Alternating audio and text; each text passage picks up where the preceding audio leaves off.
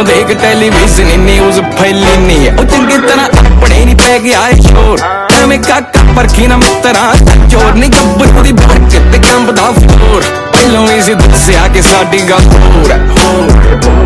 ਮਿੱਤਰਾਂ ਦੇ ਕਿਸਮਾਂ ਮਟੋੜਦੇ ਕਰਦੇ ਆ ਜੀ ਸਾਰੇ ਲੋਕ ਰੜਦੀ ਨਾ ਪੇਸ ਸਾਡੇ ਆਉਂਦੇ ਕਰਦੇ ਨਾ ਜੀ ਬੜੇ ਬੋਲਦੇ ਮਿੱਤਰਾਂ ਦੇ ਕਿਸਮਾਂ ਮਟੋੜਦੇ ਕਰਦੇ ਆ ਜੀ ਸਾਰੇ ਲੋਕ